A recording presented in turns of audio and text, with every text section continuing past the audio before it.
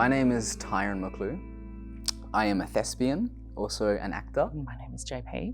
I am a storytelling polymath. It all started probably when I was 6, 7, 8.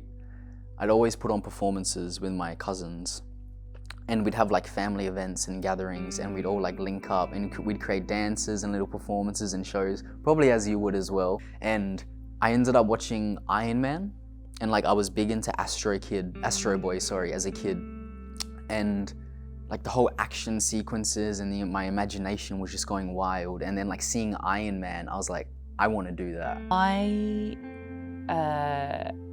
started a theatre company nearly 10 years ago, living in Melbourne, and had been doing that, and that was great, and the company was going really well. And lockdown happened, so the industry shut down in Melbourne, and of course our theatre company then wasn't making theatre, and so we got a small grant to translate some of our scenes from plays we had written and staged the year before, and created short films from them. It reminded me how much I loved screen storytelling.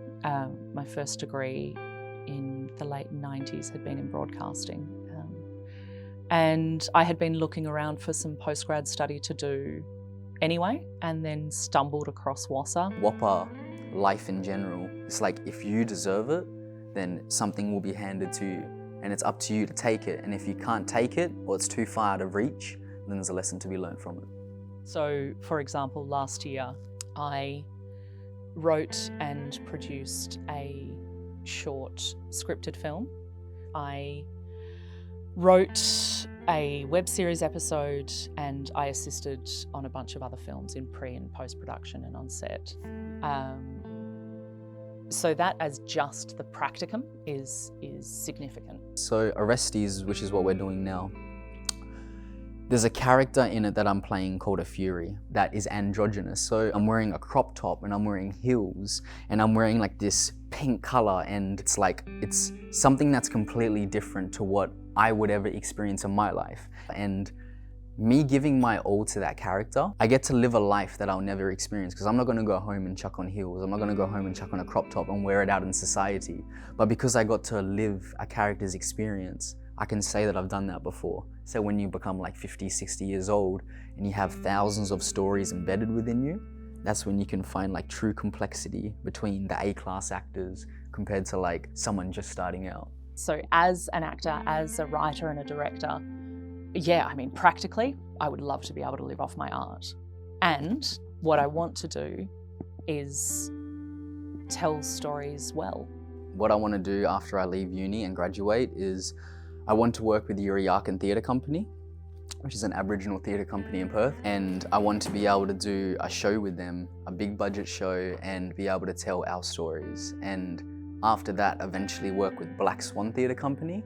And then from there, go straight to Sydney and audition for Netflix. I was already doing this as a job before I came here.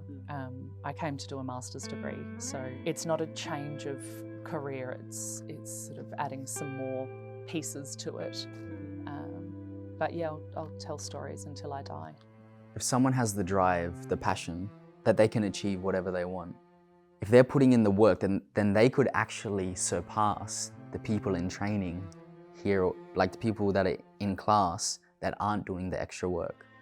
But for me, there's no other option.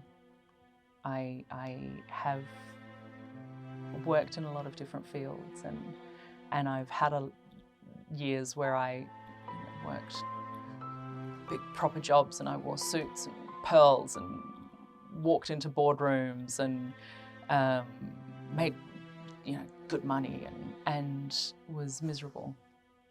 I'm a storyteller. I don't have a choice. This is what I do.